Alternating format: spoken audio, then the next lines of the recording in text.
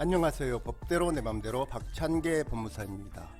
구독과 좋아요는 제게 큰 힘이 됩니다. 오늘 제목은 재판상 이혼 시 공동양육자 지정이 가능할까입니다.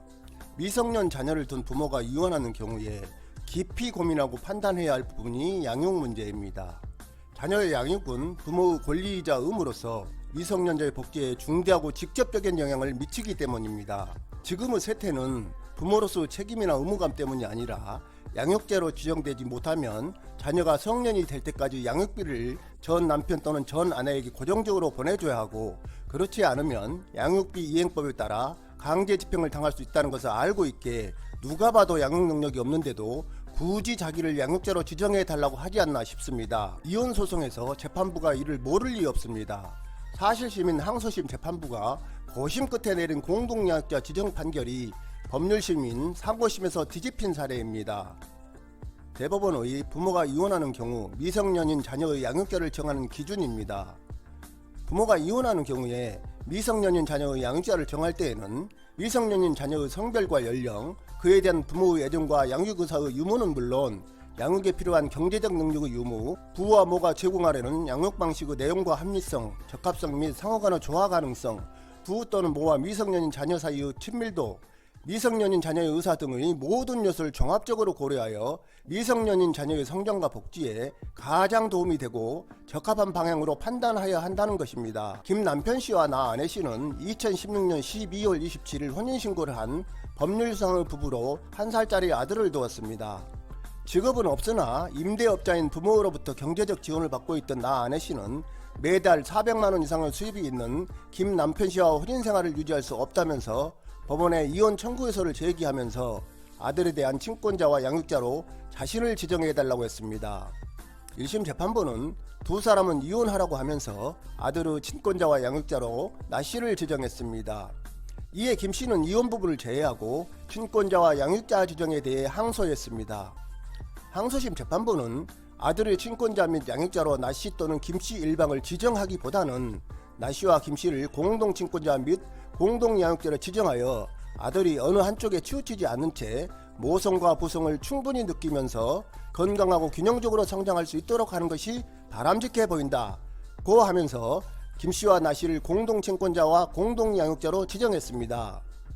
그러면서 공동 양육 방법으로 나 씨가 매주 일요일 17시부터 금요일 17시까지, 김 씨가 매주 금요일 17시부터 일요일 17시까지 아들을 양육하도록 정했습니다. 나 아내 씨는 오로지 자신이 양육자가 돼야 한다면서 상고했는데요. 대법원은 민법과 가사소송법 등에 따르면 부모가 이혼하는 경우 법원이 친권자를 정하거나 양육자를 정할 때 반드시 단독의 친권자나 양육자를 정하도록 한 것은 아니므로 이혼하는 부모 모두를 공동 양육자로 지정하는 것도 가능하다고 하면서도 재판상 이혼의 경우 부모 모두를 자녀의 공동 양육자로 지정하는 것은 부모가 공동 양육을 받아들일 준비가 되어 있고 양육에 대한 가치관에서 현저한 차이가 없는지, 부모가 서로 가까운 곳에 살고 있고 양육 환경이 비슷하여 자녀에게 경제적 시간적 손실이 적고 환경 적응에 문제가 없는지, 자녀가 공동 양육의 상황을 받아들여 이성적 정서적 대응 능력을 갖추었는지 등을 종합적으로 고려하여 공동 양육을 위한 여건이 갖추어졌다고 볼 수 있는 경우에만 가능하다고 보아야 한다. 즉 재판상 이혼해서 이혼하는 부모 모두를 공동 양육자로 정할 때에는 그 부모가 부정행위, 유기, 부당한 대우 등 첨예한 갈등이나 혼인을 계수하기 어려운 사유로 이혼하게 된 것이라는 점을 고려하여 그 허용 여부는 신중하게 판단할 필요가 있다고 하였습니다. 대법원은 사례의 사건에 대하여 나 씨와 김 씨는 계속하여 공동 양육이 아니라 자신을 단독 친권자 및 양육자로 지정해 줄 것을 청구하였고, 현재로서는 나 씨와 김 씨가 가까운 장래에 서로 의견을 조율하여 공동 양육과 그 방법에 대하여 서로 원만하게 협력할 것을 기대하기는 어려워 보인다. 설령 항소심이 의도한 바대로 나 씨와 김 씨가 향후 아들을 공동 양육하는 과정에서 필요한 사항을 충분히 협의할 수 있게 되더라도 이것이 공동 양육을 통하여 나 씨와 김 씨의 거주지를 오가면서 부모 각각의 양육에 대한 결정에 따르게 되고 서로 다른 물리적 환경에 처하게 될 아들의 경제적 시간적 손실과 정서적 불안정을 감소시키는데 크게 기여할 것으로 보이지도 않는다. 오히려 일방에 대한 양육자 지정과 상대방에 대한 면접 교섭을 통해서도 공동양육자 지정을 통해 달성하고자 하는 목적을 대부분 달성할 수 있을 것으로 보인다.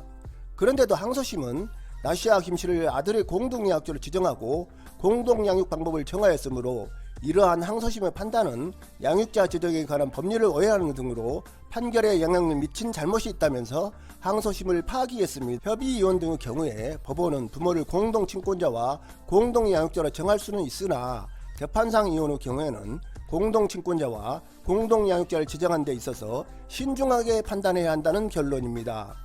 즉 재판상 이혼의 경우에는 공동친권자와 공동양육자를 지정하는 것보다 단독친권자와 단독양육자를 지정하는 것이 바람직하다는 것입니다. 이 사례의 항소심 재판부는 당사자가 원하지도 않았는데도 고심 끝에 직권으로 내린 결론으로 보입니다. 그러나 상고심 재판인 대법원으로서는 이 사례에서의 공동양육자 지정을 그대로 인정할 때 재판상 이혼 시 양육자 결정에 관하여 다른 사건에 미칠 파장 등 여러 측면을 고려하지 않았나 생각합니다. 거듭 생각한데 엄마가 일요일 오후 5시부터 금요일 오후 5시까지 아들을 돌보고 아빠는 금요일 오후 5시를 넘어서 일요일 오후 5시까지 아들과 같이 있는데 아들에게 경제적, 시간적, 정서적 영향이 얼마나 클까라면서 대법원의 이 사례에 대한 판단에 의문이 들기도 합니다. 또 한편으로 사실관계를 들여다봤을 때 나씨와 김씨의 카톡 문자 내용이나 태도로 봐서 이들 부부가 나중에 재결합할 여지가 거의 없는 점에서 공동양육자 지정이 잘못되었다는 대법원의 판단에 수긍이 가기도 합니다. 오늘은 여기까지입니다. 감사합니다.